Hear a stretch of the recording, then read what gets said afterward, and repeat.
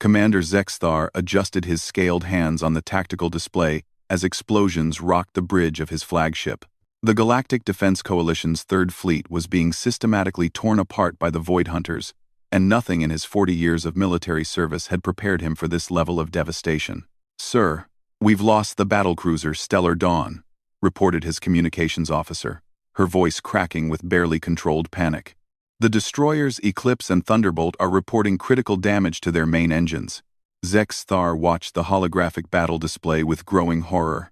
Red icons representing destroyed Coalition ships blinked out one by one, while the ominous purple markers of Void Hunter vessels continued their relentless advance. The enemy ships moved like predators, sleek and deadly, their dark hulls seeming to absorb the light of nearby stars.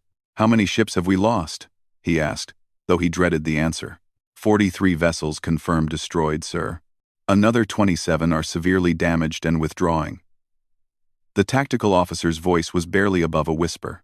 The Coalition had entered this system with 96 ships, representing the combined fleets of 7 different species. Now, less than 30 remained combat effective. The Void Hunters had appeared seemingly from nowhere, emerging from some kind of dimensional fold that their scientists still didn't understand. Their technology was far beyond anything the Coalition had encountered. "Sir, the Crystalline Harmony is requesting immediate evacuation assistance," called another officer. "Their bioship is dying, and they have over 3,000 souls aboard." Zexthar closed his eyes briefly. The crystalline beings were peaceful traders and philosophers, forced into this war by the Void Hunters' expansion. Their bioships were living creatures, bred for space travel over thousands of years. To see one dying in battle felt like watching a piece of the galaxy's soul being extinguished.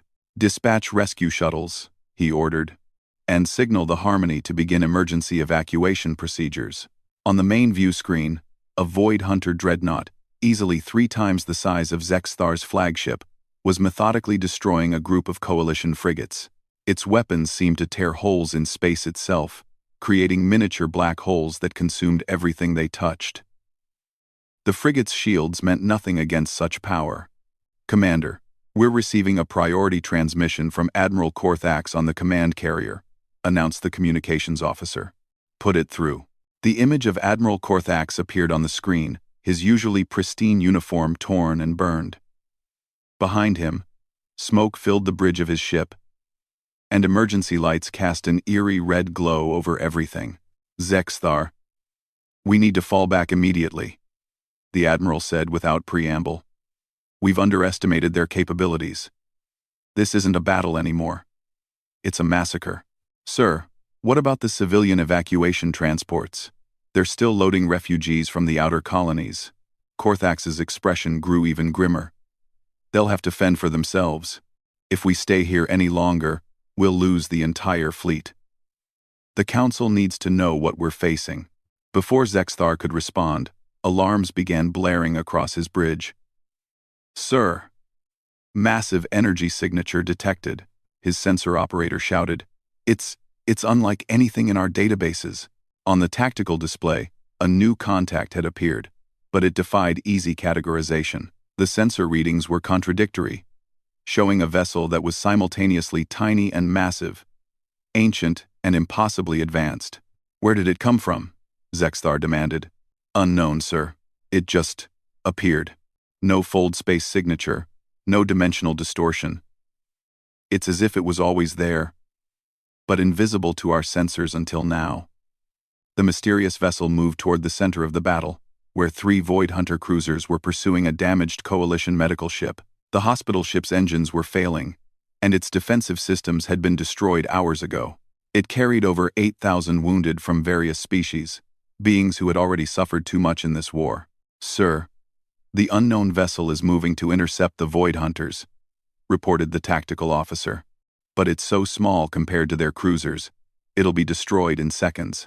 Zexthar watched in fascination as the mysterious ship approached the enemy vessels.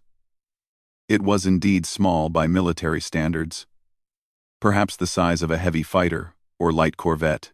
Against ships that were kilometers long and bristling with weaponry capable of destroying planets, it seemed absurdly outmatched. "Are you getting any communication from that ship?" he asked his communications officer. Negative, sir. But there's something strange. I'm picking up an extremely faint signal, almost like background noise, but it's in a pattern I don't recognize. The Void Hunter cruisers had noticed the approaching vessel and were turning to engage it. Their weapons, which had been systematically destroying Coalition ships all day, began charging with the telltale crimson glow that preceded their devastating attacks. "This is madness," muttered Zexthar. "What pilot would attempt such a suicidal run?" His answer came moments later when the unknown vessel opened fire. But instead of the energy beams or projectile weapons that every known species used, something entirely different emerged from its weapon ports. Streams of what looked like crystallized starlight erupted from the small ship, moving faster than anything Zexthar had ever seen. The first Void Hunter cruiser didn't even have time to raise its shields.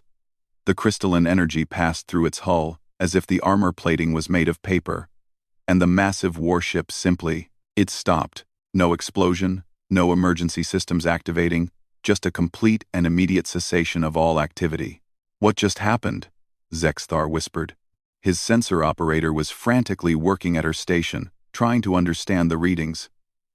"Sir, the Void Hunter ship is still intact, but all energy signatures have ceased. Life support, engines, weapons, everything has gone completely dead."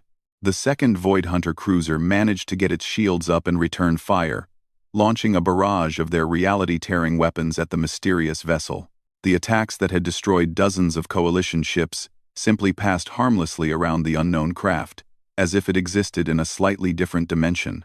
The small ship's response was swift and decisive. More streams of crystalline energy lanced out, and the second cruiser suffered the same fate as the first. In the span of 30 seconds, two massive Void Hunter warships had been rendered completely powerless by a vessel they could have physically carried in their cargo bays. "Sir, we're receiving that faint signal again," the communications officer reported. "But it's stronger now. And I think it might be trying to establish communication protocols. Can you clean it up?" "Working on it, sir. There's interference from..." "Wait. This is impossible." "What is it?" "The signal isn't coming from space, sir. It's coming from inside our communication system, as if something is accessing our computers directly, but from outside our network." Zexthar felt a chill run down his spine. The technology required to remotely access a military-grade communication system, especially one designed with multiple species security protocols, was beyond anything the Coalition possessed. On the tactical display, the third Void Hunter cruiser was attempting to retreat, but the mysterious vessel pursued with impossible agility. It moved in ways that violated several known laws of physics, making sudden 90-degree turns at velocities that should have torn it apart. "Sir, I've got the signal," the communications officer announced. It's a voice, sir. Speaking in perfect Coalition standard. Put it through." The bridge fell silent as a calm, distinctly organic voice filled the air. It was neither male nor female, young nor old, but carried a weight of experience that seemed to span eons. "Coalition vessels, this is the human ship Whisper in the Dark. Please maintain your positions while we address the immediate threat." Every head on the bridge turned to stare at Zexthar. Humans were a species known throughout the galaxy, but they were considered primitive and isolationist. They had barely achieved faster-than-light travel and had never been seen in this sector of space. Moreover, no human technology should have been capable of the feats they had just witnessed. "Human?" Zexthar said aloud, his voice filled with disbelief. "Sir," his xenobiology officer spoke up, "humans are classified as a pre-spaceflight species. Our last contact with them was over 200 years ago. They had just developed basic chemical rockets."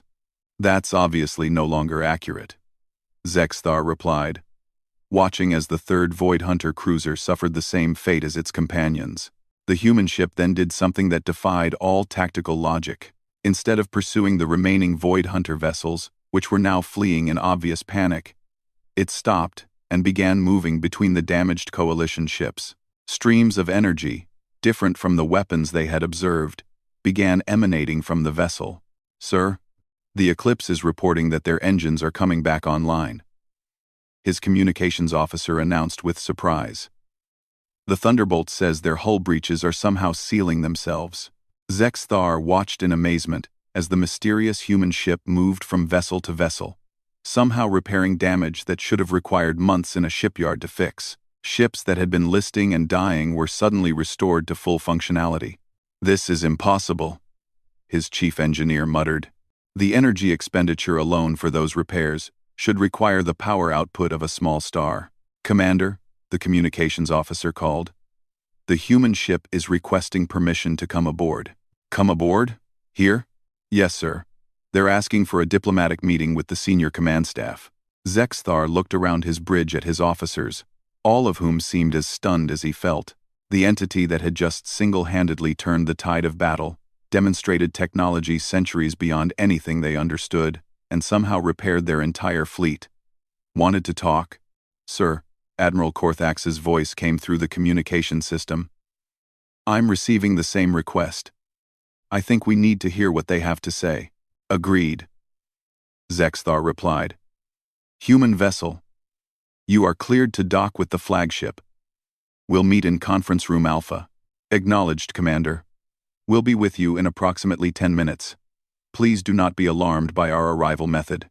The communication ended, leaving Zexthar wondering what kind of arrival method would require such a warning. He had already seen enough impossible things today to last several lifetimes. "Sir, should I prepare a security detail?" asked his tactical officer. Zexthar considered it for a moment, then shook his head. "I don't think our weapons would be particularly effective against beings with their level of technology. Besides, if they wanted us dead, we'd already be dead." As his senior staff prepared for the meeting, Zexthar couldn't help but stare out at the battlefield. Dozens of Void Hunter vessels were retreating at maximum speed, abandoning a fight they had been winning completely just minutes before. The sight of their advanced warships fleeing from a single small craft would have been comical if it weren't so terrifying. "Commander," his sensor operator called. "I'm detecting a strange energy buildup in Docking Bay 3. "Strange how?" "It's similar to teleportation technology, but the power levels are off the charts. And sir, there are multiple signatures. I think more than one being is materializing." Zexthar made his way to the conference room, his mind racing with questions.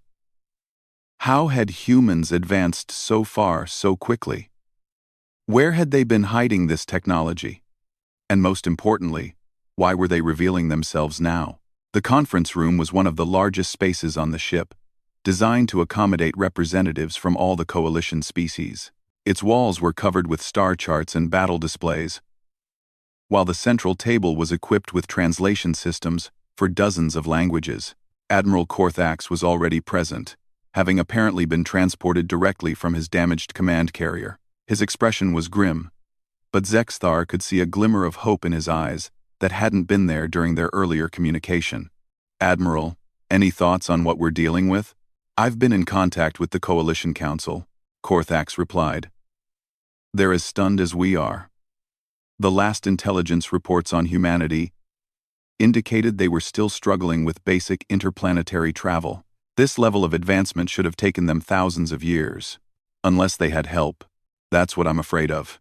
Before Zexthar could ask what he meant, the lights in the conference room dimmed slightly, and the air began to shimmer. 3 columns of soft, blue-white light appeared in the center of the room, growing brighter by the second. When the light faded, 3 figures stood before them, and Zexthar's breath caught in his throat. They were definitely human in basic appearance, but something about them was profoundly different from the humans described in Coalition records. They were tall, perhaps 7 feet in height, with an elegant, almost ethereal quality to their movements. Their features were refined and ageless. Neither young nor old, they wore form-fitting suits that seemed to be made of the same crystalline energy they had used as weapons, constantly shifting and flowing like liquid starlight. But it was their eyes that truly set them apart. Deep, ancient, and filled with a wisdom that seemed to encompass the entire history of the universe. When the center figure looked at Zexthar, he felt as though he was being examined not just physically, but on levels he didn't even understand. "Commander Zexthar, Admiral Korthax," the center figure spoke, "thank you for agreeing to this meeting.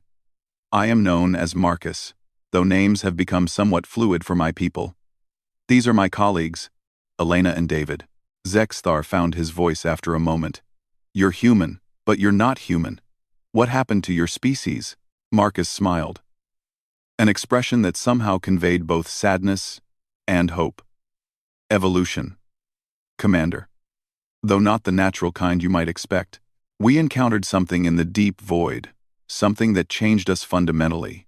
The Void Hunters? Admiral Korthax asked. No, something far older and more profound. We call them the Architects. They are beings that exist beyond the normal constraints of space and time, and they've been watching the development of sentient species for billions of years. Elena stepped forward, her voice carrying the same ancient quality as Marcus's. The Architects don't interfere directly in the affairs of younger species, but occasionally, when a species shows particular promise or faces extinction, they offer a choice. What kind of choice? Zexthar asked. To transcend the limitations of biological existence, David replied. To become something more than what you were, but at a cost. Marcus gestured to himself and his companions. We are still human in many ways, but we are also something else. We exist partially outside normal space-time, which gives us access to technologies and abilities that seem impossible to species still bound by traditional physics. Why reveal yourselves now? Admiral Korthax asked. Because the Void Hunters represent a unique threat, Marcus explained. They are not a natural species, but rather the remnants of a civilization that chose a different path when faced with the Architect's offer. They rejected transcendence and instead sought to consume other species to extend their own existence. Zexthar felt pieces of the puzzle beginning to fall into place. That's why they're so technologically advanced, and why they seem to absorb the life force of the planets they attack. Precisely. They are vampiric in nature, feeding on the collective consciousness and life energy of other species. Each world they consume makes them stronger, but also more desperate, as the process is ultimately unsustainable. Elena's expression grew grave. They have consumed dozens of civilizations over the past 1,000 years, and with each victory, they grow more powerful. If they are not stopped here, they will eventually consume every sentient species in this galaxy. But why hide until now? Zexthar pressed. If you had this power, why let so many worlds fall? Marcus was quiet for a long moment before answering. Because intervention has consequences. When the Architects offered us transcendence, they warned us that using our abilities would mark us as targets for forces we don't yet understand. There are things in the deep void, ancient and malevolent, that are drawn to displays of power like ours. But the Void Hunters forced your hand, Admiral Korthax surmised. Yes. They have grown too powerful to ignore, and their next target is Earth. Our old homeworld may be primitive compared to our current capabilities, but it still holds billions of our original species. We cannot allow them to be consumed. David stepped forward. More importantly, we believe the coalition represents something the galaxy hasn't seen in millions of years. A truly cooperative alliance between multiple species. Most civilizations either remain isolated or conquer their neighbors. The coalition's model of peaceful cooperation is unusual. The Architects find it interesting, Elena added. Interesting enough that they might be willing to make the same offer to your species that they made to us. Zexthar felt his heart skip a beat. The idea of transcending biological limitations, of gaining access to technologies beyond imagination, was simultaneously terrifying and intoxicating. What would that mean? Exactly, he asked. Power, Marcus said simply. The ability to defend not just against the Void Hunters, but against any threat the galaxy might face. But also, isolation from your current existence. Those who accept transcendence can never return to what they were. It's not a decision to be made lightly, Elena warned. We have been watching the coalition for decades, evaluating your species' potential. You have shown remarkable unity in the face of adversity, and your commitment to protecting even non-member species during this conflict has been noted. Admiral Korthax leaned back in his chair. You're talking about fundamentally changing the nature of our species. All of them, David confirmed. The offer would be extended to every member race of the coalition simultaneously. Accept, and you would all transcend together. Refuse, and you would face the Void Hunters with only your current technology, which is clearly insufficient, Zexthar said grimly. For now, yes. But there might be other options. Marcus gestured, and a holographic display appeared above the conference table, showing the current battle situation. The Void Hunter fleet was regrouping at the edge of the system, apparently waiting for reinforcements. We can provide you with some of our technology, he explained. Not enough for full transcendence, but sufficient to level the playing field against the Void Hunters. However, this would still mark you as targets for other forces in the galaxy. What other forces? Zexthar asked. Elena's expression darkened. There are remnants of other transcended species scattered throughout the galaxy, not all of them benevolent. Some chose to use their power for conquest rather than protection. Others went mad from the isolation that transcendence brings. And there are the Devourers, David added quietly. The Devourers? Admiral Korthax prompted. Marcus seemed reluctant to answer. Ancient beings that exist in the spaces between realities. They are drawn to displays of transcendent power, like moths to a flame. Every time we use our abilities, we risk attracting their attention. Are they more dangerous than the Void Hunters? The Void Hunters seek to consume life to sustain themselves, Elena replied. The Devourers seek to unmake reality itself. They view existence as an aberration that must be corrected. The conference room fell silent as the implications sank in. The coalition was caught between multiple threats, each more dangerous than anything they had imagined. The choice facing them would determine not just the fate of their civilizations, but possibly the fate of reality itself. How long do we have to decide? Zexthar asked finally. The Void Hunter reinforcements will arrive in approximately 72 hours, Marcus replied. After that, even our intervention might not be enough to save this system. Admiral Korthax stood up. I need to contact the Coalition Council immediately. A decision of this magnitude requires input from every member species. Of course, Elena agreed. But remember, time is not on your side. The longer you wait, the stronger the Void Hunters become. As the human representatives prepared to leave, Zexthar had one final question. Why tell us all this? You could have simply destroyed the Void Hunters and left us none the wiser. Marcus paused at the doorway. Because the galaxy is changing, Commander.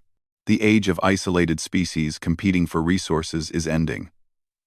What comes next will require cooperation on a scale never before attempted. The Coalition may be the key to that future, or the last hope of preventing galactic extinction, David added soberly. As the three figures dissolved back into columns of light, Zexthar was left staring at the empty conference room, his mind reeling from everything he had learned. Outside the viewports, the stars seemed different somehow, as if he was seeing them for the first time.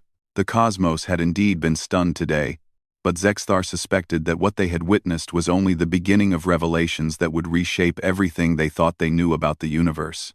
The communication system crackled to life, bringing him back to the immediate crisis. Sir, we're receiving priority transmissions from every member world of the Coalition. Word of the battle is spreading, and the Council is calling an emergency session. Zexthar nodded grimly. In 72 hours, the Coalition would face the most important decision in galactic history. The choice between transcendence and extinction, between evolution and annihilation. He only hoped they would choose wisely.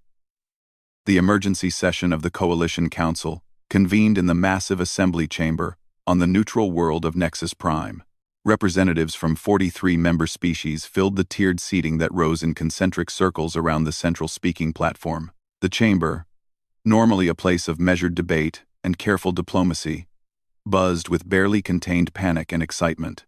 President Veltar of the Altarian Republic called for order, her crystalline voice cutting through the chaos. As the elected leader of the Coalition, she had seen many crises during her tenure, but nothing compared to the reports streaming in from the front lines. Fellow representatives, she began. We face an unprecedented situation. 3 hours ago, an unknown human vessel appeared in the Kepler 442 system and single-handedly neutralized multiple Void Hunter warships using technology beyond our understanding. The chamber erupted in voices as representatives tried to speak over one another. The Thraxian delegate was arguing loudly with his Zephyrian counterpart about the implications for galactic security, while the representative from the Silicon Confederacy was frantically calculating the energy requirements for the witnessed feats. "Order," Veltar commanded, activating the chamber's acoustic dampeners to force quiet. "We will address this crisis systematically. First, let us hear directly from those who witnessed these events." A holographic projection of Commander Zexthar appeared in the center of the chamber, transmitted directly from his flagship in the battle zone. Behind him, repair crews could be seen working on battle damage that had been mysteriously healed. "Honored representatives," Zexthar began, "what I'm about to tell you will sound impossible, but I have sensor recordings and testimony from hundreds of officers to confirm every detail." 80. He proceeded to describe the battle, the appearance of the human vessel, and most importantly, the diplomatic contact that followed. As he spoke, supplementary data appeared on the chamber's main displays, showing tactical recordings of the impossible maneuvers and weapons effects. "The humans claim they have been evolved by entities they call the Architects," Zexthar continued. "They offer us a choice: accept transcendence and gain similar abilities, or receive limited technological assistance to fight the Void Hunters with our current capabilities." The chamber fell silent as the implications sank in. Representative Colthessa of the Meridian Worlds was the first to speak, her voice trembling with barely controlled emotion. "You're asking us to consider fundamentally altering the nature of every sentient being in the Coalition. The philosophical implications alone could tear our alliance apart. The alternative," Admiral Korthax's voice joined the transmission, "is extinction. Our conventional weapons are useless against the Void Hunters. Even with the humans' intervention, we lost nearly half our fleet." Dr. Hexanda, the Coalition's chief xenobiologist and a member of the gaseous ethereal species, floated forward in her containment suit. "The biological ramifications of this transcendence are unknown. We could be trading our humanity, our essential nature as biological beings for power we don't understand. We could also be saving every life in the galaxy," countered General Voxtar of the warrior caste Draconis. "I've reviewed the tactical data. These Void Hunters aren't just conquerors. They're a plague that consumes everything in their path. If the humans can give us the power to stop them." President Veltar raised her hand for silence. "Before we debate the choice, we need more information. Commander Zexthar, are the human representatives still available for questioning?" "They are, Madam President.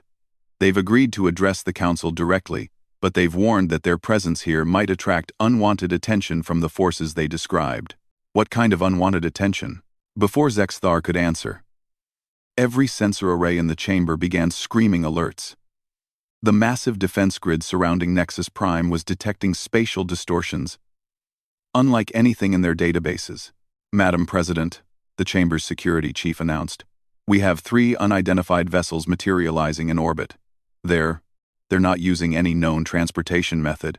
On the main display, 3 ships appeared as if emerging from a deeper layer of reality itself. They were sleek and elegant, resembling the crystalline energy Zexthar had described, but larger and more complex than the small craft that had intervened in the battle.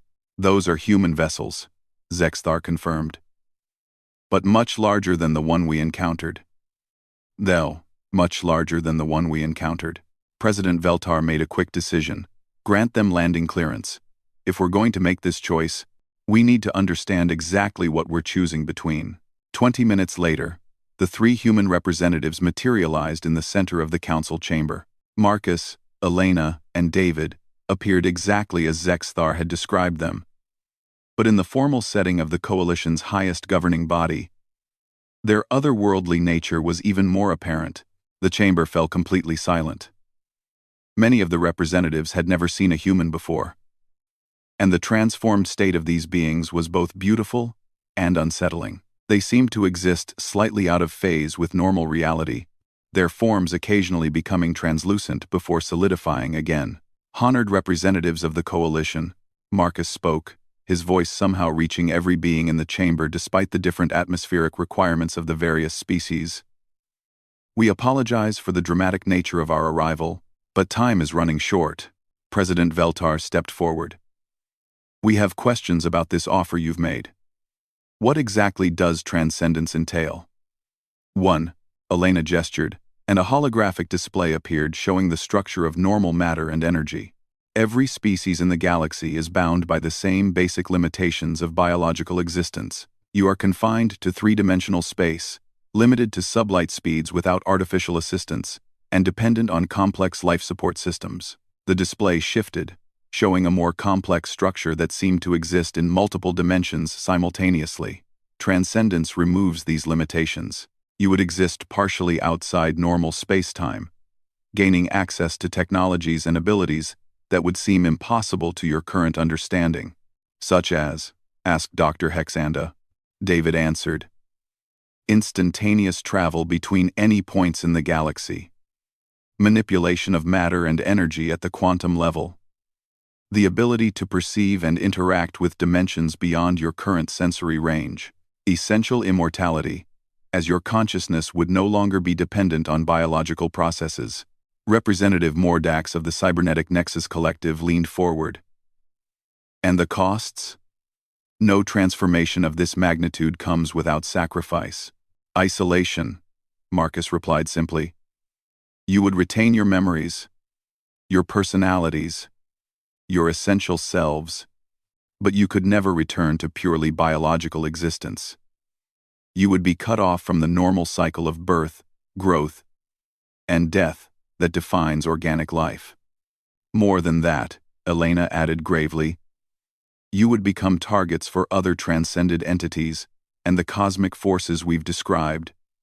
The universe has antibodies that react to displays of transcendent power." "Tell us about these devourers," President Veltar requested. The three humans exchanged glances before Marcus answered. "They are remnants from the first epoch of the universe, beings that existed before matter and energy took their current forms. They view the current state of reality as a corruption, a mistake that must be undone. They seek to return the universe to primordial chaos," David continued. "Every time transcendent power is used, it creates ripples in the fabric of space-time that attract their attention. The more power displayed, the greater the attention." "Then why risk revealing yourselves at all?" asked General Voxtar. "Because the alternative is worse," Elena replied. "The Void Hunters have grown beyond our ability to handle quietly. Their consumption of sentient species has accelerated dramatically. If they aren't stopped, they will trigger a cascade effect that could destabilize reality itself." "How is that possible?" Dr. Hexanda asked. Marcus created a new holographic display showing the galactic structure. Every sentient species contributes to what the architects call the consciousness matrix, the collective awareness that gives meaning and structure to reality. The Void Hunters don't just kill, they consume this consciousness, leaving holes in the matrix. "Enough holes," David added, "and the matrix collapses. When that happens, the barriers between dimensions fail, and the devourers can enter normal space freely." The chamber erupted in voices as the representatives grasped the full scope of the crisis. They weren't just facing a military threat. They were facing the potential end of existence itself. President Veltar called for order again. "If we refuse transcendence, what technological assistance can you provide?" "Limited enhancement of your current capabilities," Elena replied. "We can upgrade your weapons to partially match Void Hunter technology and improve your defensive systems, but you would still be at a significant disadvantage. And if we accept transcendence, you would have the power to not only defeat the Void Hunters but to take your place as guardians of galactic stability," Marcus answered. "The architects have been searching for a suitable successor species for millions of years. The Coalition's model of cooperative governance makes you ideal candidates." Representative Colthessa stood up. "You're asking us to abandon everything we are for the promise of cosmic responsibility. How do we know we won't become like these malevolent transcended entities you've described?" "You don't," Marcus admitted. "Transcendence amplifies what you already are. If a species is inherently violent and selfish, they become cosmic tyrants. If they are cooperative and protective, they become guardians. The choice reveals character, it doesn't create it. The coalition has already demonstrated its character through centuries of peaceful cooperation. Elena added. That's why we believe you would use transcendence responsibly. Bye. Bye. Bye. Bye. Dr. Hexanda raised a technical question. Would all member species undergo transcendence simultaneously, or could individual species choose? It must be all or none, David replied. The transformation creates quantum entanglements between all participants. Partial transcendence would be unstable and potentially dangerous. What about species that aren't members of the coalition? Asked President Veltar. They would remain unchanged unless they specifically requested inclusion. However, transcended beings cannot have children through normal biological processes. Your species would continue to exist, but no new members would be born in the traditional sense. The implications hit the chamber like a physical blow. They were being asked to accept the extinction of their species as they currently existed, trading biological continuity for cosmic power. There is another option, Marcus said after a moment. A compromise, though it comes with its own risks. Explain, President Veltar requested. Elena stepped forward. A limited number of individuals from each species could accept transcendence, while the majority remains unchanged. These transcended individuals would serve as guardians and teachers, gradually preparing their species for eventual full transcendence over several generations. How many individuals? Asked General Voxtar. Perhaps a dozen from each species, David replied. Enough to form an effective defensive force, but small enough to minimize the attention from cosmic predators. The risk, Marcus warned, is that partial transcendence creates vulnerable gaps in the consciousness matrix. The transcended individuals would be isolated from their own species while bearing enormous responsibility. President Veltar looked around the chamber at her fellow representatives. The weight of the decision was evident on every face. Regardless of species, they were being asked to choose not just for themselves, but for trillions of beings across the galaxy. What timeline are we working with? She asked. Void Hunter reinforcements will arrive in 67 hours, Elena replied. Once they establish a full invasion fleet in your space, even our intervention might not be enough to stop them. And how long would the transcendence process take? For full coalition transcendence, approximately 12 hours, Marcus answered. For partial transcendence, 6 hours. The technological enhancement option could be implemented in 3 hours. Representative Mordax of the Nexus Collective spoke up. What guarantees do we have that this isn't some elaborate deception? How do we know you're truly acting in our best interests? You don't, Marcus replied honestly. But consider this. If we wanted to conquer or destroy the coalition, we could have done so already. The power differential between transcended and non-transcended beings makes traditional conquest meaningless. Moreover, Elena added, the architects themselves are monitoring this situation. They would not allow us to abuse transcendent abilities for personal gain. Who are these architects exactly? Dr. Hexenda asked. The first transcended species, David replied. They achieved transcendence naturally, over billions of years of evolution. They now serve as cosmic gardeners, occasionally guiding younger species when the stability of reality is threatened. They don't interfere directly, Marcus continued, but they establish certain rules for transcended beings. Violation of these rules results in consequences that even we don't fully understand. President Veltar called for a brief recess to allow the representatives to consult with their home governments. The chamber buzzed with urgent conversations as beings tried to process the magnitude of the choice before them. During the recess, several representatives approached the human trio directly. General Voxtar was the first. If my people choose to participate in partial transcendence, what would the selection process involve? Marcus studied the Draconis general carefully.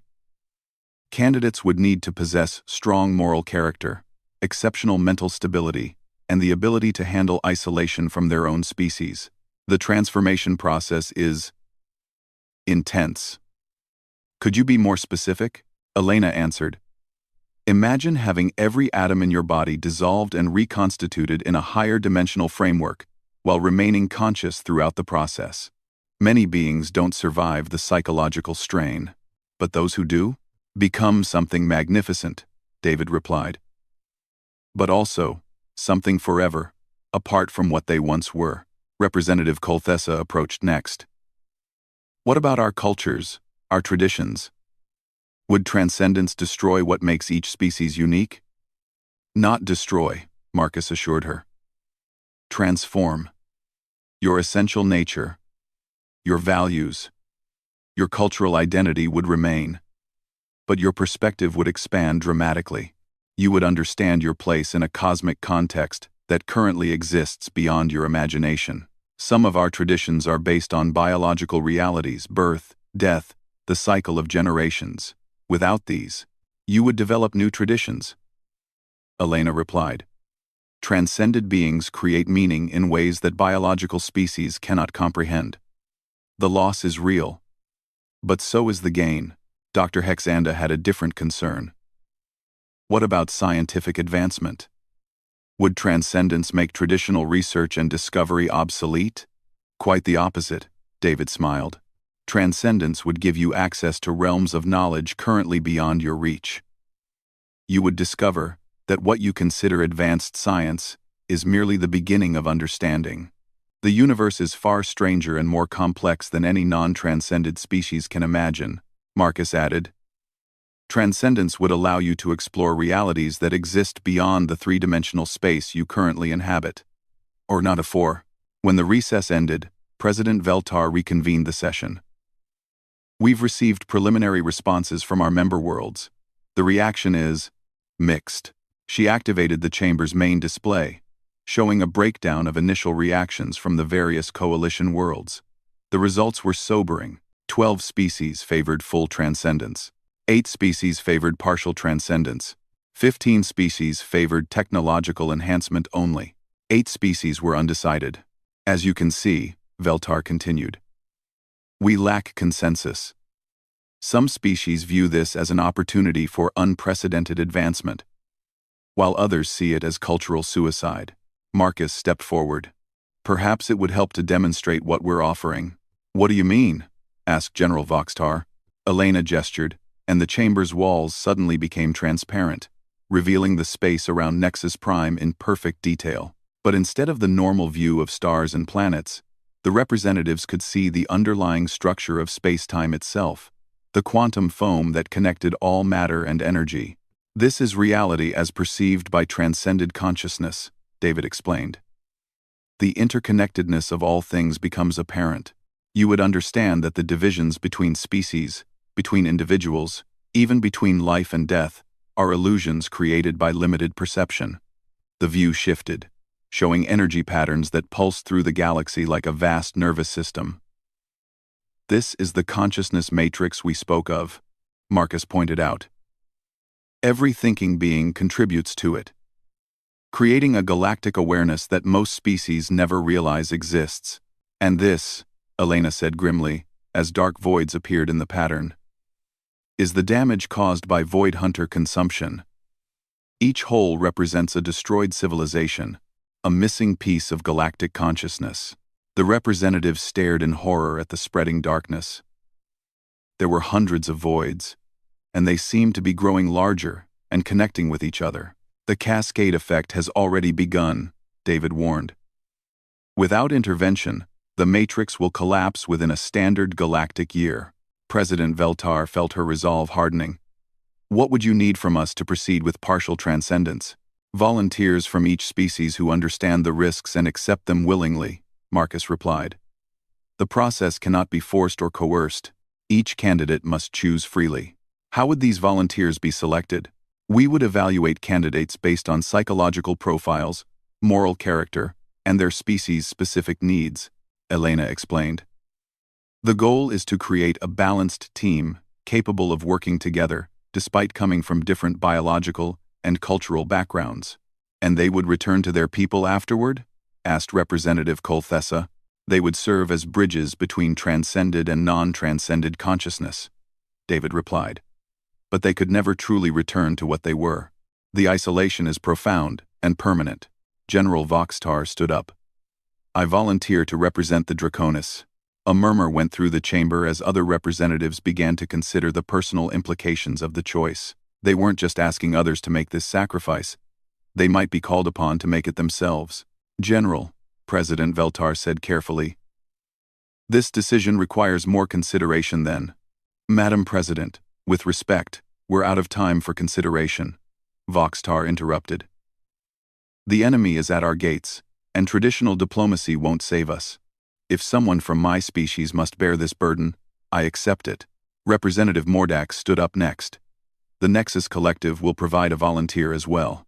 One by one, other representatives began volunteering themselves or committing their species to participate. The momentum built until nearly every coalition member had agreed to partial transcendence. Marcus watched with evident emotion as the galaxy's greatest alliance chose to sacrifice its own nature for the greater good.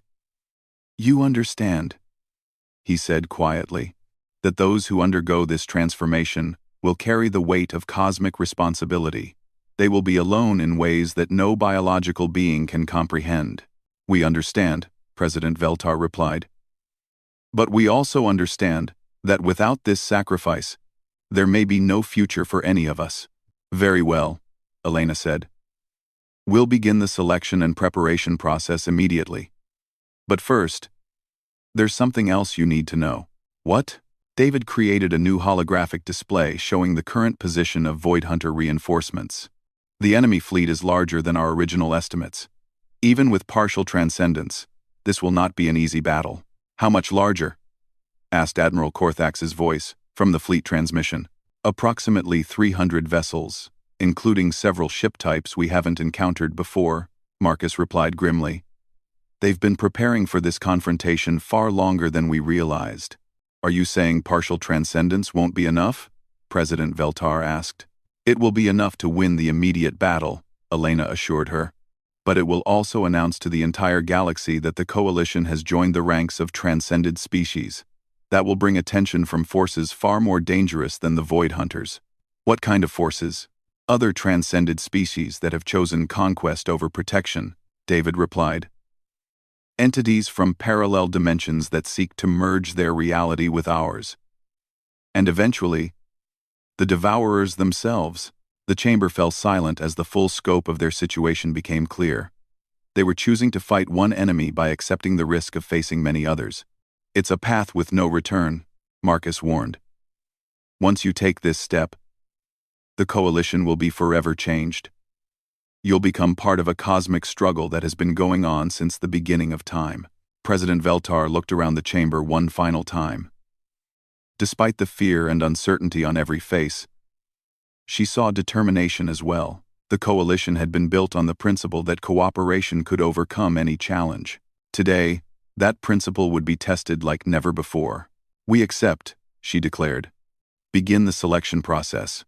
As the humans began the complex preparations for partial transcendence, alarms suddenly rang throughout the chamber. The defense grid around Nexus Prime was detecting new spatial distortions. But these were different from the humans' arrival. Madam President, the security chief announced urgently, we have massive energy signatures appearing throughout the system. Whatever's coming, it's much larger than anything we've seen before. On the main display, enormous shapes began materializing in space around the planet. They were clearly ships, but their design was unlike anything in Coalition databases. They seemed to be built from crystallized darkness itself, absorbing light and creating dead zones in space. Void Hunters, Marcus confirmed, his expression grim. They've accelerated their timeline. The main fleet has arrived. Elena was frantically working with energy patterns that appeared around her hands. This is impossible.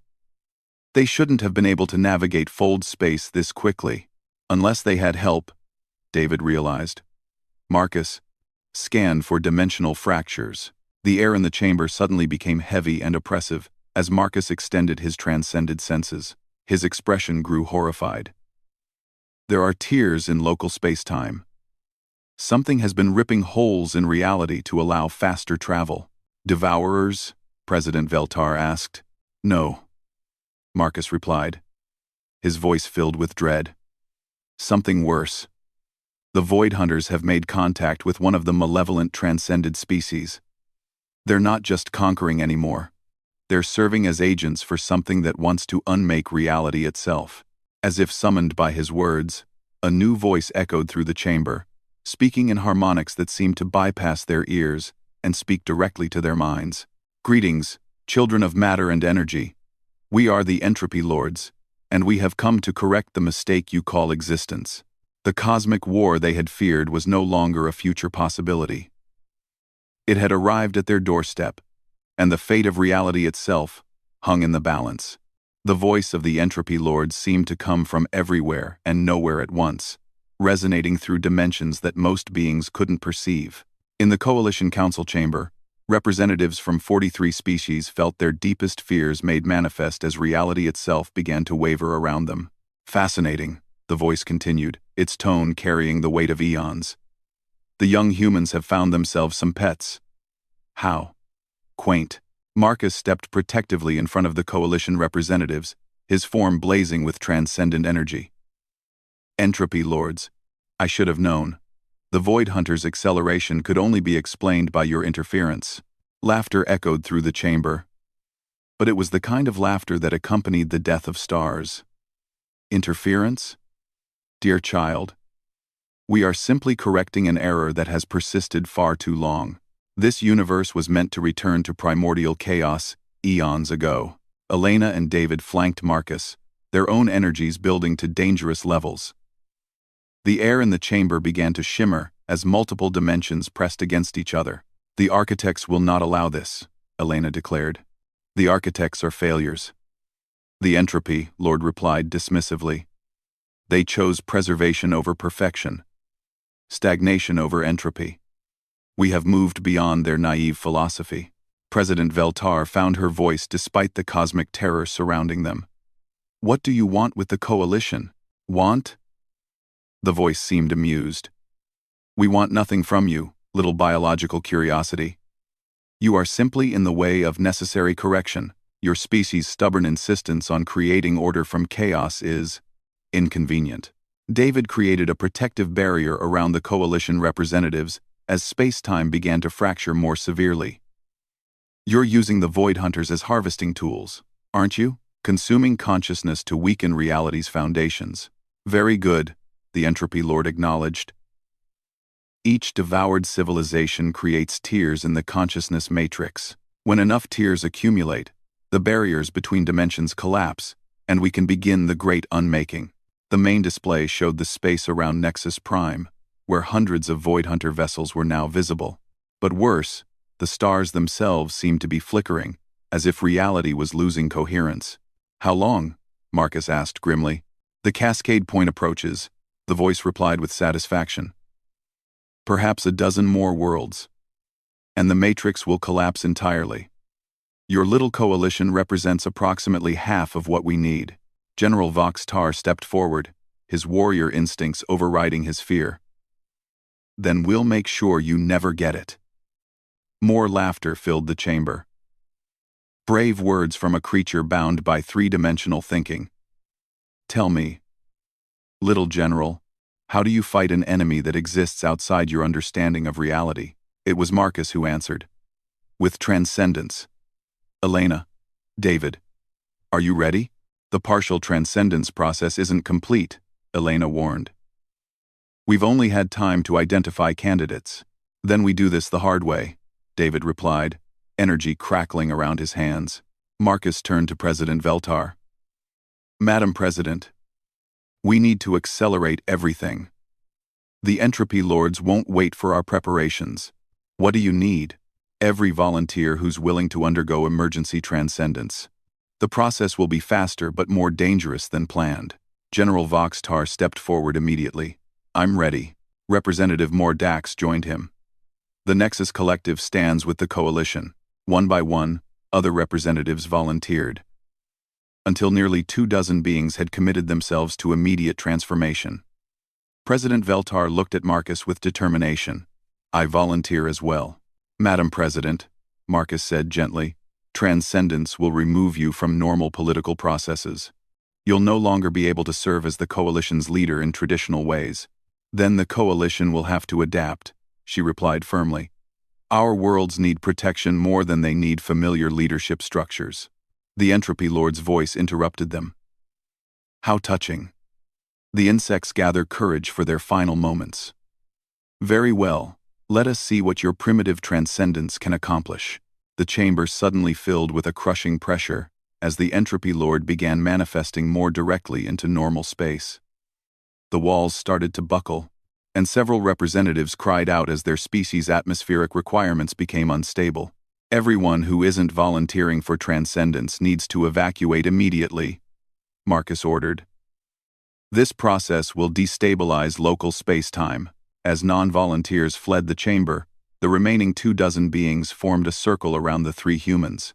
The volunteers included President Veltar, General Voxtar, Representative Mordax, Dr. Hexanda, and delegates from 20 other species. Before we begin, Elena warned, understand that emergency transcendence has a survival rate of only 60%. Many of you won't survive the process, and those who do survive will be forever changed. David added, you'll retain your memories and core personality, but your perspective on existence will be fundamentally altered. President Veltar spoke for the group. We understand the risks. Begin the process. Marcus gestured, and the chamber filled with swirling energy that seemed to exist in multiple dimensions simultaneously. Join hands and maintain mental contact with each other. The transformation requires unity of purpose. As the volunteers linked hands, the Entropy Lord's presence pressed closer. Do you truly believe this pathetic ritual will stop the inevitable? No, Marcus replied honestly. But it might delay it long enough for reinforcements to arrive. Reinforcements? The voice carried genuine surprise. Did you really think the architects would ignore a direct challenge to reality's existence? Elena asked, as the transcendence energy reached critical levels. The transformation began with a sensation like having every atom in their bodies dissolved and reconstituted. President Veltar felt her consciousness expand beyond anything she had imagined possible, while General Voxtar experienced warrior instincts elevated to cosmic levels. Dr. Hexanda's scientific mind suddenly grasped the fundamental equations that governed reality itself, while Representative Mordax found his cybernetic enhancements merging with transcendent energy in ways that defied description.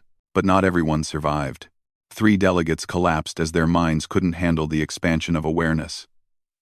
Their bodies dissolved into energy patterns that fed back into the transformation matrix, strengthening the survivors. 21 successful transformations, David announced as the energy finally stabilized. The chamber now held 21 beings who existed partially outside normal space-time. They retained their essential personalities and memories, but their capabilities had expanded beyond biological limitations. President Veltar, now something more than President Veltar, looked around with eyes that could perceive multiple dimensions. I can see them, she said with wonder and horror. The Entropy Lords.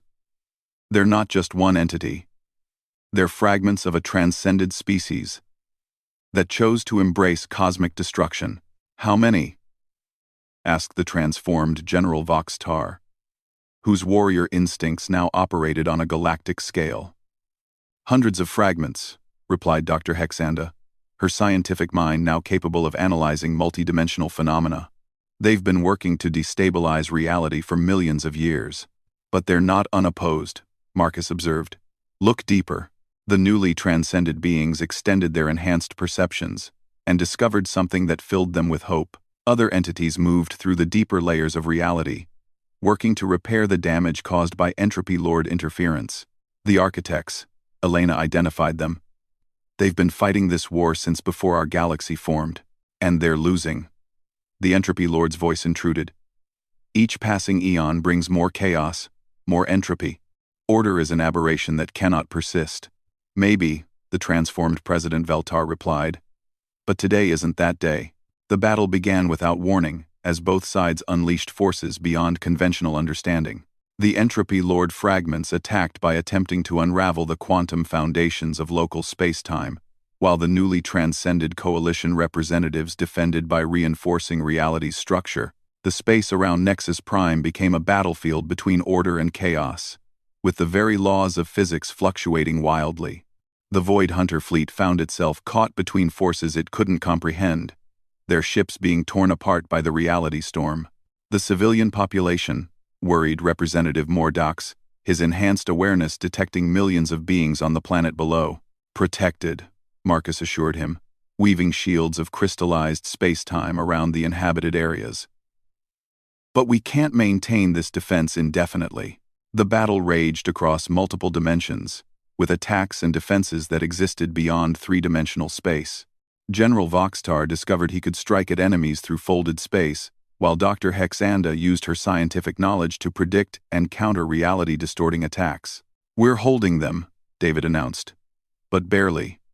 Where are the architect reinforcements?" His answer came as space itself seemed to tear open, revealing passages to realms beyond normal existence. Through these tiers came beings of pure geometric light. Entities so advanced that even the transcended coalition representatives could barely perceive them. Finally, Marcus breathed with relief. Architect intervention forces. The arrival of the architects changed the nature of the battle completely. Where the coalition representatives were newly transcended and still learning their abilities, the architects operated with the confidence of billions of years of experience. The lead architect, if something so far beyond biological existence could be called a leader, communicated through direct consciousness transfer. "Young ones, you have chosen well." The coalition's transcendence was unplanned but necessary. The Entropy Lord's voice carried new uncertainty. "Architects, you cannot prevent the inevitable. Entropy will claim this universe as it has claimed countless others." "Perhaps," the architect replied serenely, "but not today, and not without cost." The battle escalated to levels that threatened to tear holes in reality itself. Entropy Lords and architects clashed with forces that rewrote the laws of physics in localized areas, while the transcended coalition representatives found themselves learning cosmic combat through desperate necessity. President Veltar discovered she could stabilize damaged space-time by imposing her will upon reality itself. General Voxtar learned to fight across multiple dimensions simultaneously. Dr. Hexanda began developing new scientific principles in real time to counter entropy-based attacks. "This is remarkable," she reported to her companions through their enhanced mental link. "Transcendent consciousness can actually influence the fundamental constants of reality." "Don't get distracted by the science," warned the transformed Representative Mordax, deflecting an attack that would have unraveled local gravity. "They're adapting to our defensive patterns." The battle seemed to reach a stalemate until something unexpected happened. The surviving Void Hunter vessels, caught in the middle of forces beyond their understanding, began to change. The entropy-based corruption that had driven them to consume other species was being burned away by the reality storm. "Look," Elena pointed out. "The Void Hunters are reverting to their original forms. Where once had been twisted, parasitic vessels, sleek ships of elegant design were emerging. The beings aboard them were no longer consumed by endless hunger, but were remembering their original nature as explorers and scientists. They were corrupted by exposure to Entropy Lord influence," Marcus realized. "Remove that corruption, and they return to what they were meant to be." The revelation changed everything. The transcended coalition representatives began working not just to defend reality, but to heal the damage already done. They reached out to the recovering Void Hunter crews, offering alliance instead of destruction. "This is impossible." The Entropy Lord's voice carried genuine confusion. "Corruption cannot be reversed. Chaos cannot be transformed back into order. Watch and learn." The lead architect replied, with what might have been amusement. The battle's conclusion came not through victory over the Entropy Lords but through their strategic withdrawal. Faced with the combined power of architects, newly transcended coalition representatives, and reformed Void Hunters, the entropy fragments retreated to deeper layers of reality. "This isn't over," the Entropy Lord warned as its presence faded. "We will return when you are weaker, when your unity fractures." "We'll be ready," President Veltar promised, speaking for all the Transcended Coalition representatives. As the immediate threat passed, the architects gathered the new transcended beings for instruction. The lead architect's communication carried both pride and warning. You have passed the first test of transcendence by choosing cooperation over individual power. But the challenges ahead will make today's battle seem simple. What kind of challenges? Asked General Voxtar. The universe contains threats that even we cannot fully counter alone, the architect replied. Cosmic parasites that consume realities. Entities from parallel dimensions, seeking to merge their existence with ours, and always. The entropy lords working to accelerate universal decay. Dr. Hexanda had a critical question. What happens to the coalition now? Our species have been fundamentally changed. Evolution, the architect answered simply. Those who remained unchanged will continue their development naturally. You who have transcended will serve as guardians and guides. Together, you represent a new model for cosmic civilization. Marcus stepped forward. The transition won't be easy.